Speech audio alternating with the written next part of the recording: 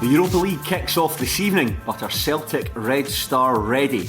Hello, my name is Craig Telfer and this is the Scottish Football Podcast. All the news, views and analysis you need on Wednesday the 24th of September. Celtic get ready for their Europa League opener this evening. Is Brendan Rodgers' squad equipped to go deep into the competition? Will this game be the first proper test of the season for his side? And have they turned a corner with recent performances? Last night, Aberdeen's winless, goalless run continued after they were defeated 2-0 by Dundee United at Tannadice, and Falkirk came back from 2 goals down to dig out a well-deserved point against Hibernian. The Scottish Football Podcast from BBC Sport Scotland. This is a big podcast, and so I am joined by 2 very big guests. The first is Michael Grant, the Scottish football correspondent for The Times. Michael, great to see you. Morning, Craig. How are you? I'm very well, thank you. And we are also joined by one of the classiest players to ever do it, the former Hibernian playmaker, Scott Allan. Scott, great to see you. Morning, Craig. How are you? Yeah, tremendous, man. Tremendous, because we will take a brief look back at last night's action. But don't forget, listener, you can catch up on all the post-match reaction from the Sports Sound team in the same podcast feed as this episode. We'll start by looking at Dundee United's 2-0 victory over Aberdeen. Goals from Ivan Dolcek and Bert Esslink earned Jim Goodwin signed 3 points. The Arabs are now up to 3rd place. Michael, what did you make of this result? I think it was all too predictable from an Aberdeen perspective. I was at the game, Craig, and no arguments with Dundee United being the better side. In fact, there was a spell after they scored the second goal that they absolutely battered Aberdeen for about 10 minutes, and you thought this could go to 3-4 or whatever. They looked a solid, organised side, Dundee United. Aberdeen are just no confidence in Aberdeen side whatsoever. They're not creating enough. They're just not carrying enough threat against teams. Funny enough, I was looking at the league table. On defensively, Aberdeen are actually in the top half. They've conceded 7 goals, which isn't they're not getting battered by sides. But of course, they haven't scored a single goal yet in the league, and they couldn't score against Motherwell in the League Cup at the weekend. So you look at it player by player, you think there's creative talent in there, there's ability there. He's had a lot of money to spend, Jimmy Thelin, on wingers that he's brought in, and Kevin Nisbet won't have been cheap in terms of his wages. But it's not clicking. I don't think he knows his best central midfield. I don't think he knows his best way to get goals out of the side. I think that's pretty self-evident. They had a couple of chances, hit the bar. Armstrong, I thought, was quite good last night, actually, but he was almost on his own in terms of outfield players. Mitov was terrific, but Aberdeen are in a real dark spot at the moment, and not quite sure where the next winning goal is coming from, Yeah, that's perhaps the bigger story as Aberdeen's travails, bottom of the table with just 1 point, and as you've said there, Michael, no goals scored. And Scott, as some of the travelling support seemed to turn on him, what now for Jimmy Thelin? I think they now travel to 3rd Park to play Motherwell again. Looking at them, I've seen quite a bit of Aberdeen this year. I just think they look devoid of any real creativity going forward. And obviously Michael mentions like Stuart Armstrong. Stuart Armstrong's probably the most experienced players in that team, but Aberdeen have spent money. They've brought in players who they thought were going to affect the side, but it just doesn't seem to be clicking.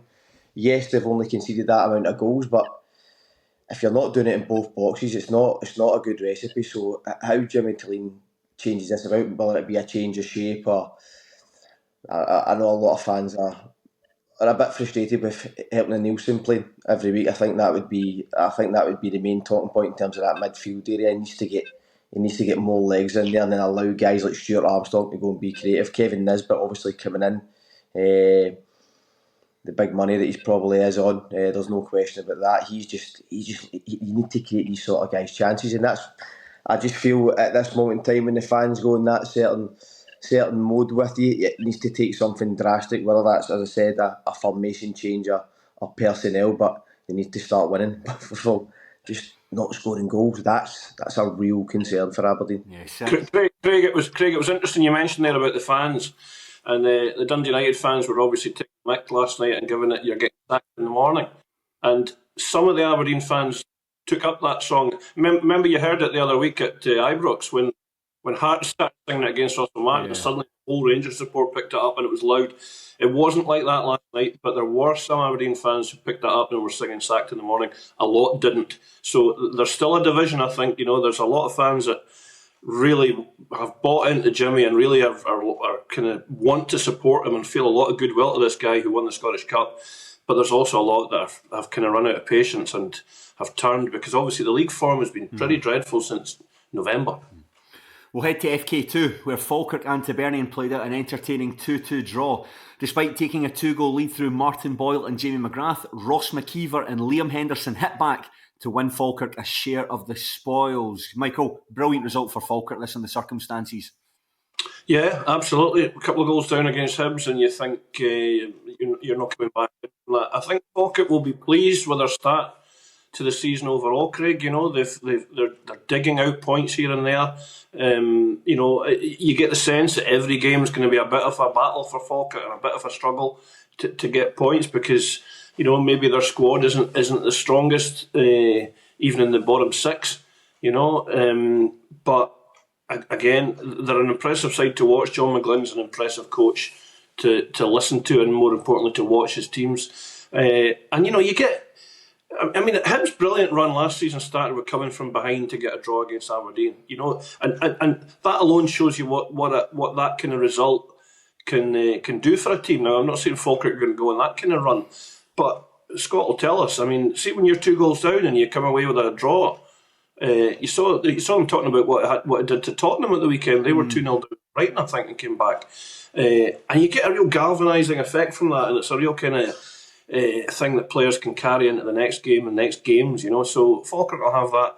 Hibs' record is becoming a bit of an issue, isn't it? 1 win in 9. That it doesn't feel like they've had a bad start to the season, because they did so well in Europe, scored a lot of goals, but they're slipping slightly. But I didn't see it, but it looked an entertaining game last night. What are your thoughts, Scott? How did Hibs manage to chuck this one away? I think similar to the Kilmarnock game earlier on this season at Easter Road, where Hibs are in total control. Midfield area really dominated up until McKeever obviously gets a goal back for Falkirk. Seen the same thing just before half time against Kilmarnock, and then the second half just becomes a lot more nervy. Yes, getting that goal before half time gives Falkirk that impetus to know if they come out and get the next goal, they've got a chance of getting something. But I just feel, in terms of that back three, it's not quite where it was at that run that Hibs went on at the end of last season, and some of the performances that they produced early on in the European stage I thought they were excellent in terms of shape. But I think Dave will be quietly concerned the fact that they've had so much control in games and then it just seems to go from one extreme to the other. I think it'll be something that we'll be looking to work on. But Hibs always look like they're going to score goals, so I just think it's a wee tweak, shore up that back three again, because there's no question that they are leaking goals, and some poor goals at that. I think once they fix that problem, then Hibs will be up there come the end of the season in terms of that top four. Now we'll turn it to Celtic. They face Red Star Belgrade tonight in the opening game of their Europa League group stages. And Michael, with this squad hastily cobbled together at the end of the summer window, do you think it's well equipped enough to deal with the challenge of progressing in the competition? Yeah, listen, I don't think it should be beyond them. Talking about getting into the kind of top 2/3, isn't it? You really get through in the league phase. Hastily thrown together in the window is one way of describing it. I think most Celtic fans would be a wee bit more unsparing than that, the funny thing is that the players that they brought in have contributed so far, Tunecki looks outstanding so far. It's early days and a small sample size and all that, but he looks an exciting player. He looks a kind of Celtic style winger, doesn't he? He's got impact, he's got product, he's exciting. I haven't seen him in the flesh yet, but I'm really looking forward to watching that. Ritchie's made an impact, the fullback's made an impact, but you've still got this climate around the club of not having done anywhere near enough, and real hostility to the board in terms of the lack of spending, the lack of ambition, the kind of dithering and the missing out of players, letting key players go like Kyogo and Kuhn and not adequately replacing them. So, and what you're going to get, Craig, is all that's going to bubble up again if they have a bad result in Belgrade, which is it's certainly possible, you know. I mean, looking at this team, they're flying. They're top of the Serbian league. They've won all 7 games so far. They score an awful lot of goals, certainly in domestic football. In terms of the two clubs, they're you could say they're kind of broadly comparable. They both dominate their home countries. They both play in Europe every season. Red Star get semi-regular Champions League group stage football like Celtic do, and neither of them do an awful lot in Europe, really. So I think it's a really interesting game, and I think it'll tell us just where Celtic are. I mean, Brendan Rodgers has been talking up the last couple of performances, okay, but that was against Kilmarnock and Partick Thistle, with all due respect. Let's see what they can do against a really substantial team. Mm. Now, Scott, this feels like it's Celtic's first big proper test of the season. I know they've played big games so far against Rangers at Ibrox and the 2 games against Kairat Almaty, but is this the best side they'll face so far this season in Red Star? Michael's spoken about their qualities already there.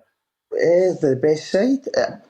Yeah, I think in terms of atmosphere and a regular European competitor, then yes, I would say that. I do feel though that it's probably a game that Brendan Rodgers and Celtic players are looking forward to. I think they probably need a game like this. If I'm being honest, yes, they've won games, but they just haven't been that fluent way that we've seen of Celtic.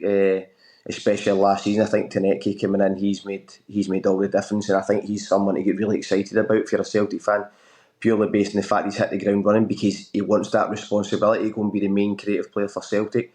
Travels with the ball, can go both ways.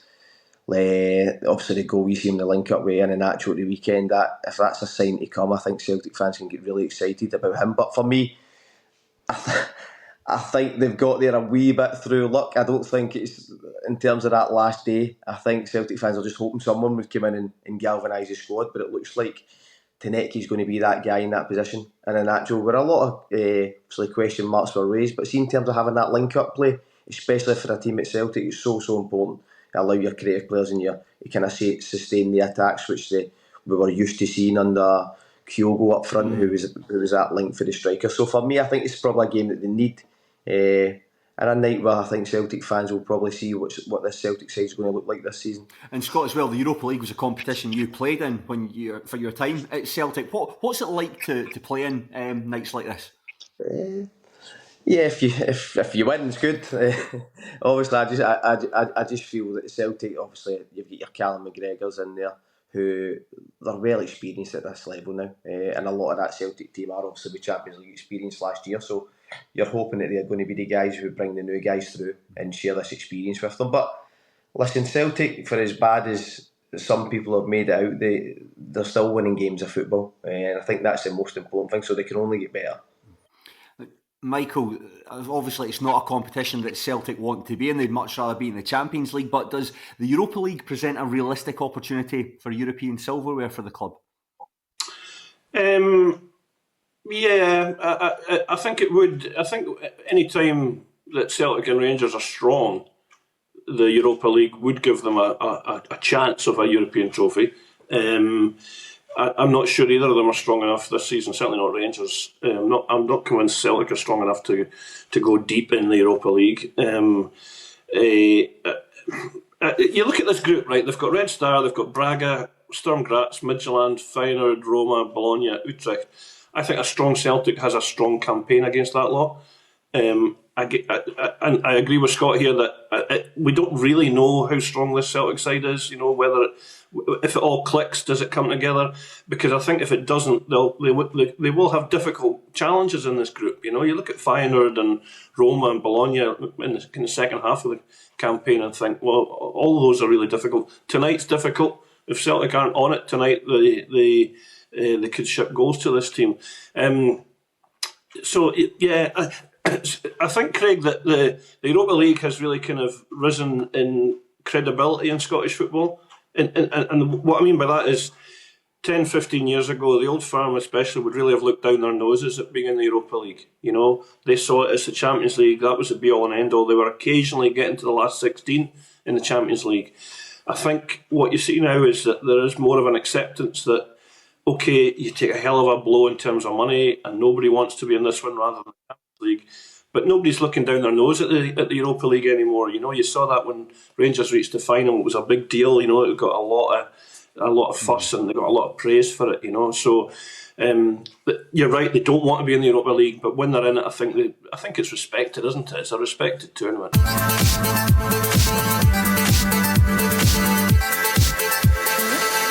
Fan protests this season have been a part of some Celtic games, and it continued at the weekend's League Cup victory over Partick Thistle at Firhill. Scott, as a player, can fan demonstrations impact on your performances and impact on the mood around the players? Listen, I think when you're at a club like Celtic, your job first and foremost as a player is to take care of what you have to on the pitch. I think that's the most important thing. Yes, you're aware of it, but I don't think in terms of obviously playing the game it has that much effect on how you're going to perform. Maybe different in terms of the home game. After it, if it's when you're walking off, you have that sense of okay, not happy, and then it's how you obviously respond for it. But I think in terms of looking at the game at Thistle on Sunday, players know the job in hand and have a responsibility to go out and perform. That's their bread and butter. And Michael, this is quite a big question here, but you're a big guy, and I think this is one you're capable of answering. But what do you think can be done to broker a peace treaty, as it were, between the Celtic supporters and the board? Well, I mean, the obvious answer here is that if they keep winning, a lot of the heat gets out of the protest. Now, the people that are kind of leading the Celtic fans campaign and opposition will hate hearing that, because to them this is a permanent thing that isn't resolved until there's boardroom changes, But we've seen this before, that the reality is there's a big chunk of the support that will just be placated and just kind of not get involved in protests and boycotts and throwing stuff if the team is winning. It just takes the heat out of a situation, So the board, I guess, will be desperately hoping that they do get a consistent run of wins together. But I think that you've seen it. I think that I saw a thing that the club had invited a set of fans groups to a meeting, and that group of fans said no thanks, because we don't trust you. We don't think that this meeting's going to yield anything. And I thought, oh, wow, I mean, that's quite a strong statement. That's a real show of the depth of those fans' unhappiness. They're basically saying, well, there's no point sitting down with you because we don't trust what you're going to say. You're not going to give us the answers. We've asked questions before in an open letter and you've not answered any of those issues. So why would we sit down with you? So fair play to them for being that kind of hard line on it, So I think those kind of people that maybe more mobilised, maybe more kind of politicised, they will constantly be on the board's back about the transfer activity, the deadline day stuff, all of that, all the issues that Brendan Rodgers has got some sympathy for, of course. But I do think like a big chunk of the support, it's just the nature of fans. They calm down when the team is winning. And Scott, the team are winning at the moment, back-to-back victories, albeit against Kilmarnock, courtesy of a controversial handball decision right at the death, and against fairly modest championship opposition in Partick Thistle in the League Cup. Are Celtic on the park at least, moving in the right direction? Yeah, I think in terms of what we're talking about the fans, I think it would help if Iheanacho goes on a goal-scoring spree, doesn't it? Just in terms of that striker position, because I think transfer policy's been at the heart of this. There's no getting away from that. For me, yes, I do think they're in the right direction. I think, as I said, one player sometimes can have that effect on a team, and I think Taneki is that guy. I think just having that natural drive to kind of want to beat players and create chances, kind of your proper type of Celtic winger, as they would say. I just think that one player in the last 2 weeks has a real impact in this team. So for me, tonight's a big listen. We'll learn a lot more about Celtic tonight, but I do feel the performances have been better over the last two games. And we'll get some predictions from you for this evening. We'll come to yourself first, Michael. How do you think Celtic will get on tonight against Red Star, and what do you think of their chances in the competition overall? I think they might get a draw tonight. It's difficult when you've not seen Red Star, in the flesh and to just to see what they're about. I think they'll get a draw tonight. By the way, I think that would be a good result. I think that would be a solid start. How will they get on in the tournament? I think they'll do all right. I think they'll do all right to get through into the knockout. I was just going to say though, see when a team is struggling and everything is negative and everything is up as fair game for criticism. If you remember, like 2 or 3 weeks ago, Tunecki was getting thrown in with all the other stuff, and the suggestion about him was they'd overpaid for this guy, and he was a kind of second, third choice signing, and he wasn't going to be very much good because he wasn't really what. And as Scott says, he's come in and hit the ground running, and he's looked really exciting, So that stuff like that can change perceptions around a team and change the idea of a team being in crisis. But just everything gets thrown at it when it's bad, isn't it? Everything a club does is rubbish and rotten. But sometimes they can find a gem. Scott, Michael's gone for a draw tonight. What's your thoughts? Yeah, I would probably say a draw. Listen, I do understand Red Star. I think, as Michael said, 7 wins out of 7. Obviously, I lost their qualifying game to Paphos, who wouldn't be a European super team by any stretch of the imagination. So I think if you do get the structure on that right, I think there will be chances for Celtic to go and win the game. But realistically, I think a draw would be a good result. And how do you see Celtic progressing in the competition? Yeah, I'm the same. I think they'll qualify into the knockout phase, and I think Celtic will get better over the next few months. I think they'll get to January, and then we'll most likely see them strengthen again. Excellent. Well, gentlemen, that's all we've got time for. Many thanks to Michael and to Scott, and thanks, of course, to you for listening to this podcast. Remember, we are here with new episodes of the Scottish Football Podcast bright and early every day. So to make sure you don't miss out, subscribe on BBC Sounds and have push notifications turned on in your phone. My name is Craig Telfer. Enjoy your football, but please do so respectfully. Thank you. For everything you need to know about your team this season, download the BBC Sport app. All the latest news, goal updates, stats and scores, and insight and analysis. Just select your club to get the biggest stories and best content at your fingertips. What a result. Download the BBC Sport app for everything you need to know about your team this season.